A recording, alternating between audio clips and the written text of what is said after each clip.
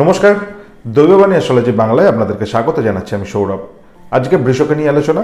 বৃষ রাশির 2024 সালের সেপ্টেম্বর মাস কেমন যেতে চলেছে সেটা নিয়ে আলোচনা করব।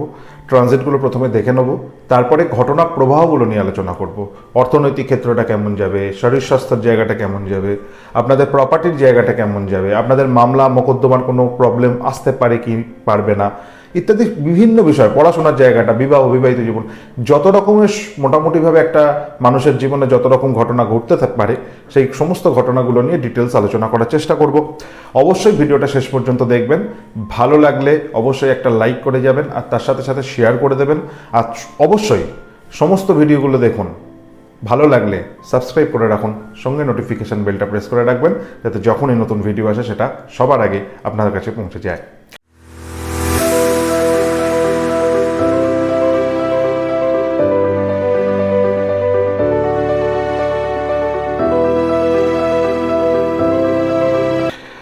চলুন ট্রানজিটগুলো প্রথমে দেখি। 16 তারিখ ট্রানজিট রয়েছে রবির। 16 তারিখ রবি কন্যা রাশিতে প্রবেশ করবে। সিংহ রাশিতে রবি ছিল, সিংহ রাশি ছেড়ে দিয়ে রবি কন্যা রাশিতে প্রবেশ করবে।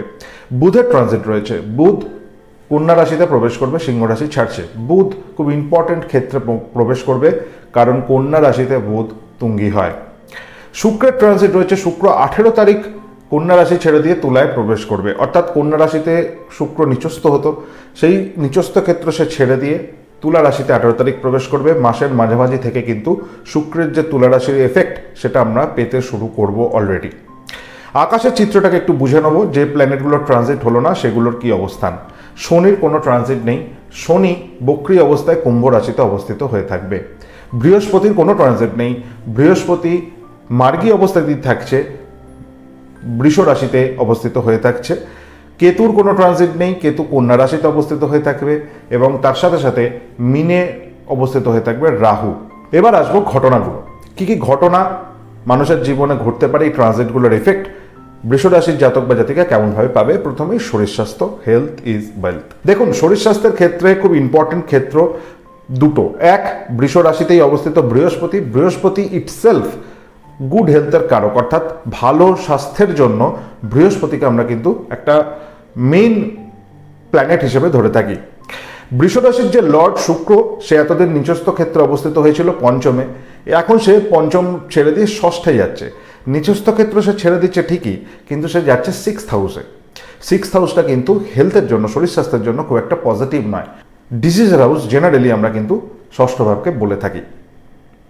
আকাশের চিত্র অনুযায়ী বা ট্রানজিট অনুযায়ী বৃষ রাশির হেলথের জায়গাটা কিন্তু খুব ভালো দেখাচ্ছে না। বৃহস্পতি যদিও আপনাদের নিজস্ব রাশিতেই বসে আছে, কিন্তু বৃহস্পতি আপনাদের অষ্টম ভাবের অধিপতি।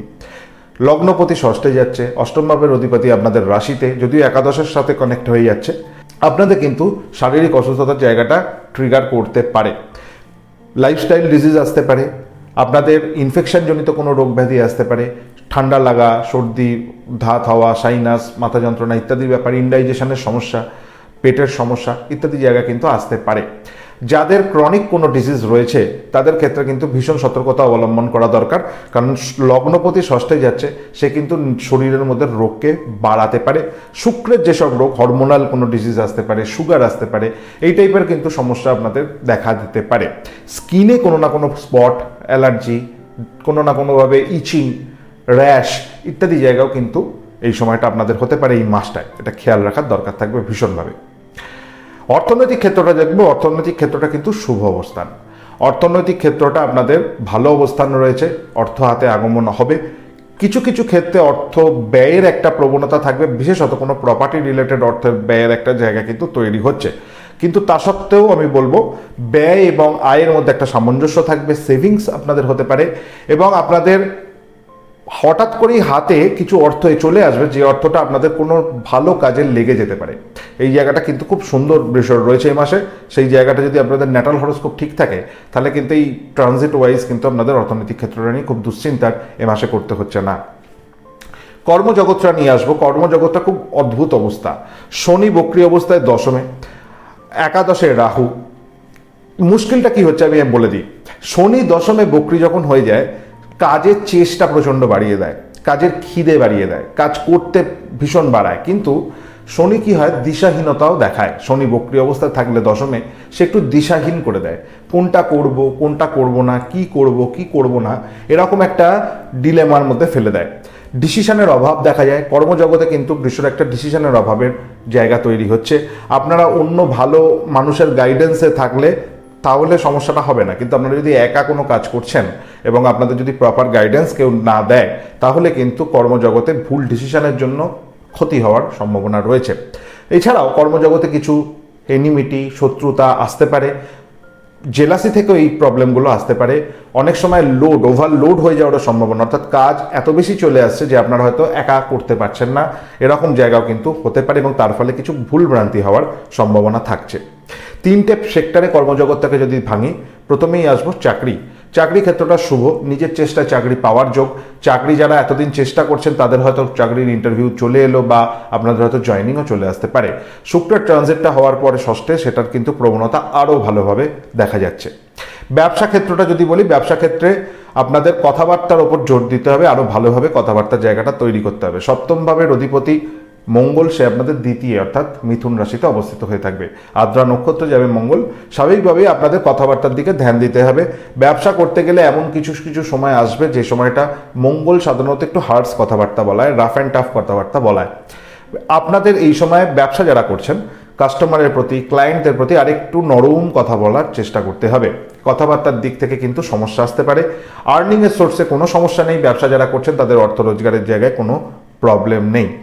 ম্যানেজমেন্টের একটা প্রবলেম হবে, টাইম ম্যানেজমেন্ট, ম্যানেজমেন্ট, এইগুলোর ক্ষেত্রে একটা সমস্যা হতে পারে। কোন সময় কি করবেন, কোনটা সময় কি করবেন না, এই জায়গায় কিন্তু আপনাদের প্রপার একটা ডায়েরি বা জার্নাল মেনটেন না করলে সমস্যা বাড়বে। পেশাজীবী যারা মানুষ আছেন তাদের অবস্থাটা একটু মিশ্র। শুক্র তো চলে যাচ্ছে পঞ্চম ভাব ছেড়ে দিয়ে ষষ্ঠে, এটা অসুবিধে নেই, কিন্তু সেই পঞ্চমে আবার বুধ আসবে, তুঙ্গ অবস্থায় হবে, কেতু অবস্থিত হয়ে থাকবে, রবি অবস্থিত হয়ে থাকবে। আপনাদের হঠাৎ করে কিছু পরিচিতি এসে যাবে। আপনারা যারা পেশাজীবী মানুষ আছেন, আপনাদের হঠাৎ করে কিছু ভালো নেটওয়ার্ক এসে যাবে, ভালো লোক আপনাদেরকে কিন্তু রেকগনাইজ করবে। নতুন কোনো যারা কাজ করছেন, নতুনভাবে কাজ করছেন, তাদের ক্ষেত্রে কিন্তু খুব ইম্পর্টেন্ট, আপনাদের কাজ কিন্তু এখন সমাজে প্রতিষ্ঠা লাভের একটা টাইম, অন্তত এই মাসটা। যদি আপনারা ভালোভাবে কাজ করেন তাহলে কিন্তু সুপ্রতিষ্ঠা পাবেন, আর যদি আপনারা খারাপ কাজ করেন, নেগেটিভ কাজ করেন, তাহলে কিন্তু কুপ্রতিষ্ঠা পাবেন। অর্থাৎ আপনাদের সুনাম এবং দুর্নাম দুটোই কিন্তু এই মাসে অনেকটা ট্রিগার হচ্ছে।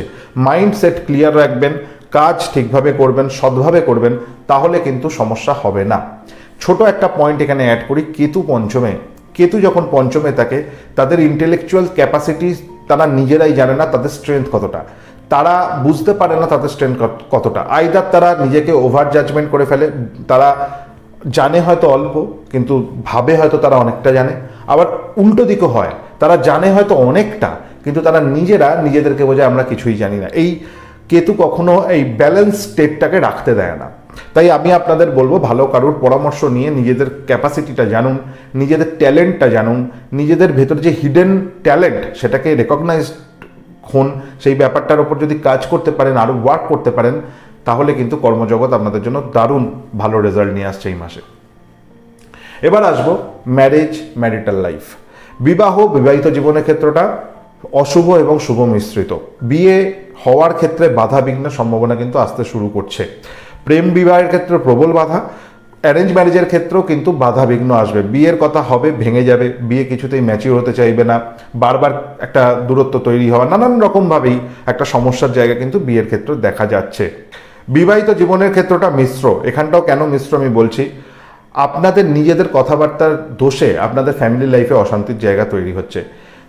কিছু ক্ষেত্রে পঞ্চমে যেহেতু কেতু, আপনাদের যে রিলেশন, এক্সট্রা ম্যারিটাল অ্যাফেয়ার্স, এই জাতীয় সমস্যাও কিন্তু আপনাদের ট্রিগার হতে পারে এবং সেই জন্য সমস্যা পারিবারিক জীবনেও আসতে পারে। যাদের অনেক দিন ধরে এই সমস্যা হচ্ছে, ন্যাটাল হরোস্কোপে হয়তো নেগেটিভিটি হচ্ছে, অবশ্যই ভালো অ্যাস্ট্রোলজারের গাইডেন্স দিন, না হলে এই সমস্যা এই মুহূর্তে কিন্তু কমবে না। সেপ্টেম্বর মাসটা কিন্তু ট্রিগারও হবে নেগেটিভ ওয়েতে। খেয়াল রাখুন, আপনাদের কিন্তু এই মাসটা বিবাহ এবং বিবাহিত জীবনের সেক্টরটা খুব একটা ভালো না। কথাবার্তা সংযত হয়ে বলবেন এবং নিজেকে কন্ট্রোল রাখার ভীষণভাবে চেষ্টা করতে হবে। এবার আসবো প্রপার্টি ক্ষেত্রটা শুভ অবস্থান। আপনাদের প্রপার্টি কেনার ক্ষেত্রে বাধা নিষেধ নেই, প্রপার্টি বেচার ক্ষেত্রে, সেলসের ক্ষেত্রে খুব একটা নেগেটিভিটি দেখা যাচ্ছে না। পারিবারিক সূত্রে যদি কোনো প্রপার্টি নিয়ে সমস্যা থেকে থাকে তাহলে কিন্তু সেই সমস্যা এক্ষুনি কিওর হচ্ছে না, কিন্তু নিজেরা যদি কোনো প্রপার্টি কিনতে চান, ল্যান্ড, ফ্ল্যাট যাই হোক, সেটার ক্ষেত্রে কিন্তু খুব একটা নেগেটিভ এই মাসটায় হচ্ছে না।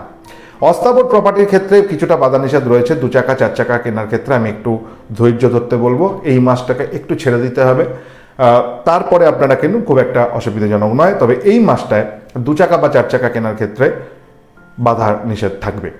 পড়াশোনার ক্ষেত্রটা নিয়ে আসবো এবার। এডুকেশন, প্রাইমারি এডুকেশনের জায়গাটা ভালো হচ্ছে, খুব একটা অসুবিধাজনক নেই।